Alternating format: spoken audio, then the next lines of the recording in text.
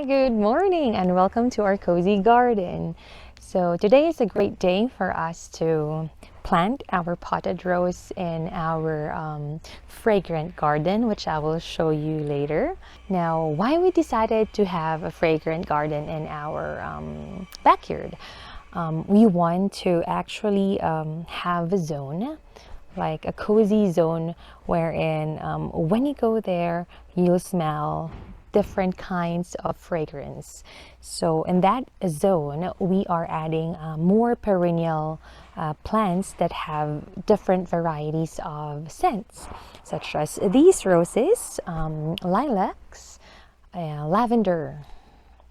Yeah, and but we also have trees there. We put some trees such as the casino apricot and the crimson passion cherry to give us shade on that area, because that zone or area has full sun. So during summer, we can't really enjoy sitting there and reading a book. So that's why we added trees to give us a shade, and then the fragrant perennial plants to awaken our senses. Okay, so we have different varieties of roses that we're going to add in our fragrant garden. We do have hardy roses.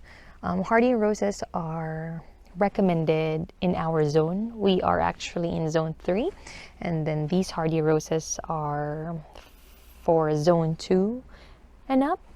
So we have the JP Connell, which is good for zone 2 and up. And then we have the Morden blush, which is a hardy rose too.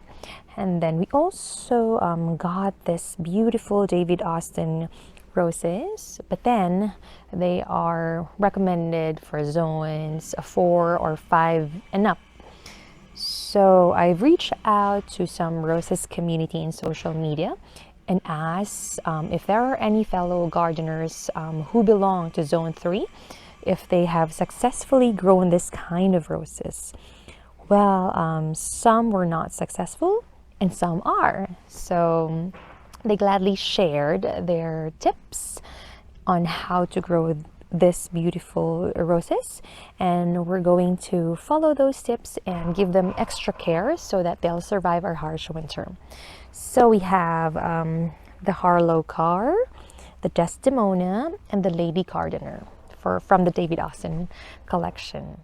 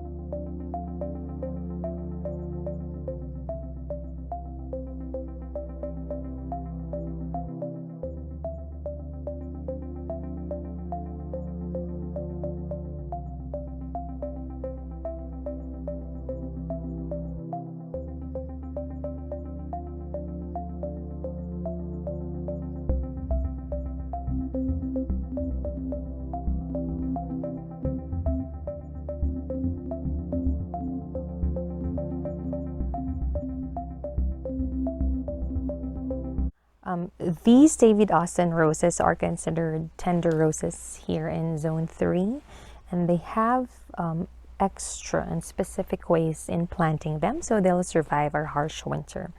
So according to my fellow gardeners in zone 3 who have tried growing this successfully, they have advised to, when you dig a hole, make sure that it's twice as wide as the root ball.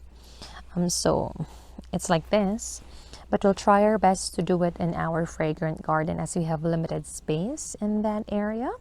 And then it has to be really deep that you can cover the graft union of the David Austin roses. Now, why do we have to cover the graft union?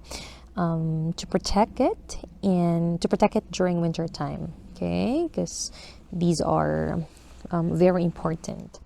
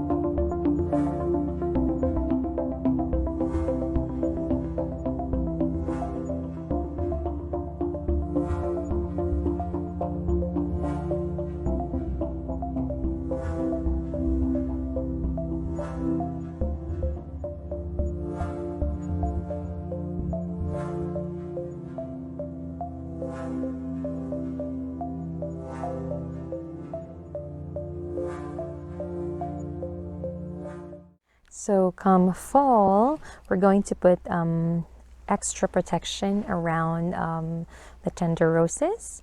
So we're going to add more dirt and mulch. So we're going to create a hill around it. It's like maybe 6 to 8 inches from the topsoil to have more protection.